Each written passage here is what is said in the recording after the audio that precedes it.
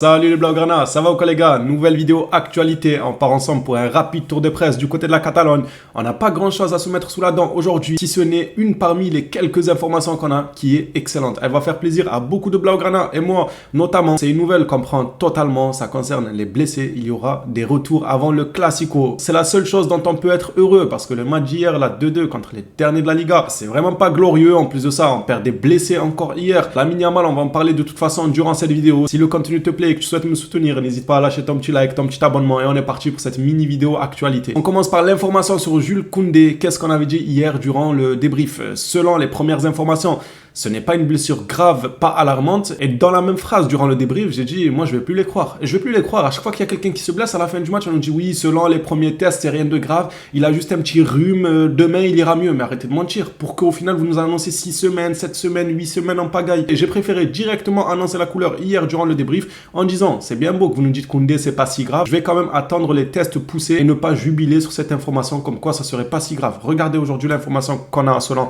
Juan Martí. Koundé sera absent pendant 5 semaines. Eh ben, je pensais que c'était pas si grave. Nous fatigue à sortir des informations erronées à tout va. Il manquera donc le Classico. Quel dommage qu'un pilier comme Koundé, avec son excellent début de saison, rate le Classico. Je trouve ça tellement dommage. En fait, ça me touche plus que quand c'était Pedri. On va pas se mentir. Parce que Pedri, on avait quand même de quoi faire au milieu de terrain. En tout cas, avant la blessure de Frenkie de Jong. Parce que maintenant que Frenkie s'est claqué aussi, on ressent que ce milieu de terrain-là est insuffisant dans pas mal de matchs. C'est sûr que maintenant que De Jong s'est lui aussi blessé, j'ai hâte du retour de Pedri ou de Jong. Ça, c'est sûr et certain. Mais on va dire, juste avant la blessure de Frenkie, je me disais, ok, on ira au Classico sans Pedri, tranquille, on le laisse récupérer. J'avais même dit qu'il valait mieux ne pas le faire jouer au Classico Pedri pour ne pas prendre de risque de rechute plus gravissime que ce qu'il avait déjà et le mettre de côté pour le faire revenir petit à petit et par la suite. Mais là, par contre, quand ça touche Jules Koundé, pour moi, c'est très grave parce que c'est un pilier de cette équipe. C'est quelqu'un qui, depuis le début de la saison, il répond présent à chaque rencontre, à part quelques erreurs à gauche, à droite. Rien d'alarmant de base, même si hier, il s'est fait mélanger. Mais ça peut arriver, c'est les risques du métier. Il ne va pas non plus ne pas se faire dribbler pendant 4 saisons, les gars. C'est comme ça, un défenseur peut se faire dribbler. C'est un collectif qui doit assumer l'erreur et non pas qu'un joueur. Et en soi, est-ce qu'on peut réellement appeler ça une erreur quand l'attaquant d'en face a été parfait dans son exécution? Bref, continuons. Koundé reste à Barcelone afin de mieux récupérer plutôt que de rejoindre l'équipe de France en déplacement. L'international français ne rejoindra donc pas les Bleus durant cette trêve internationale, mais restera plutôt se reposer du côté du Barça. Yamal est bel et bien sorti sur blessure hier. Xavi nous l'a annoncé. Durant le débrief, j'avais dit que c'était bizarre comme choix. J'ai vu que dans les commentaires, il y en a, ils étaient d'accord, mais je vous ai écrit les frères, je vous ai mis un commentaire comme quoi finalement Xavi a raison de faire sortir Yamal car il ressentait une gêne, il était blessé. Il avait totalement raison, Xavi, on n'avait pas notre mot à dire. Yamal avait une gêne, donc offensif, défensif, je ne sais quoi. Ça, c'est plus un souci après. Il faut absolument préserver ton joueur, surtout dans la situation actuelle où si tu perds Yamal, on n'a plus que 2 attaquants. On n'aura vraiment plus que 2 offensifs dans le club. Il faudra les piocher chez les jeunes. Ça commence déjà à être critique. Alors si on perd Yamal, ça sera encore plus catastrophique. Du coup, Xavi, rien à dire, il a fait le bon choix de sortir Yamal hier durant le match pour mettre Romeu. Malheureusement, on n'avait pas d'autres joueurs offensifs qui pouvaient rentrer. Même si en réalité, c'est clairement dommage qu'il n'ait pas pris un jeune. Pourquoi tu ne prends pas un jeune avant le match? Je sais pas. Tu sais que tu pars avec 3 attaquants. Dans le pire des mondes, un des 3 attaquants il se claque. Tu n'as plus de solution. Comme on l'a vu hier avec Yamal. Il a fait sortir Yamal, il n'avait plus d'offensif. Il a fait sortir Fermin Lopez, il n'avait plus d'offensif. Pourquoi ne pas avoir pris un petit jeune? Est-ce que ça aurait coûté quelque chose? Je me pose la question, je m'interroge. Revenons sur le cas Yamal, le joueur est blessé, mais pour une petite durée. On parle de 10 jours. Seul bémol, il ne rejoindra pas la Roja. C'est pas grave, ça lui fera du repos. On aura besoin de notre trident offensif qui nous reste parce qu'on n'a plus d'autres joueurs offensifs. On aura besoin d'eux en forme et d'un côté, c'est tant mieux qu'il ne part pas avec la Roja. Et on termine cette mini vidéo actualité par une excellente nouvelle selon Sport. Pedri, Lewandowski et Rafinha seront disponibles pour le Classico. Il y a de quoi faire plaisir, mais dans tout ça, je ne vois pas Koundé. C'est tellement triste, tellement dommage de le perdre comme ça. En plus, sur une action où c'est Gavi qui lui tombe dessus.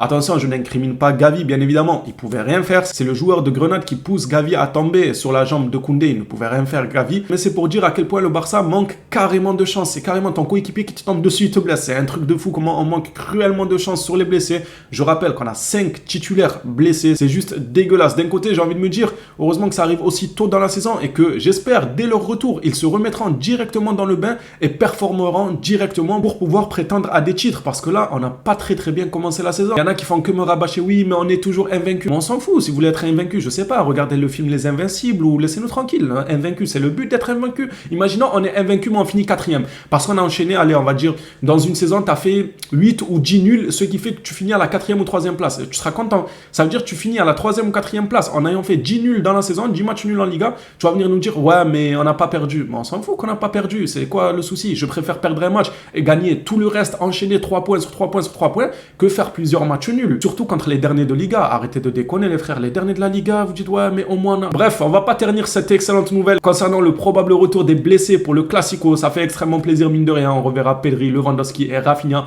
si tout se passe bien. Il n'y a rien d'officiel encore. Ce n'est que des dires pour l'instant. Stop. J'allais oublier les gars. Je vois beaucoup de gens tomber sur le staff médical du Barça. Très franchement, j'ai été l'un des premiers à en parler. Mais lorsque c'était toujours les mêmes joueurs qui se claquaient et lorsque c'était souvent des blessures, comment on appelle ça, pas dans le jeu en mode. C'était pas des blessures dans le jeu, ça se voyait, c'était une fatigue, une surcharge musculaire, des choses comme ça. Là, on peut poser des questions sur le staff et leur qualité d'entraînement. Mais quand c'est des blessures dans le jeu, qu'est-ce que le staff a à voir? Restons cohérents les frères. Vous savez très bien que je ne mâche pas mes mots, je suis le premier à tomber sur n'importe qui, je ne fais pas de favoritisme entre le coach, un joueur ou le staff. Je m'en fous, j'ai toujours dit ce qu'il y avait à dire. Et quand Lewandowski se fait tacler et perd sa jambe, le staff il a quoi à voir là-dedans?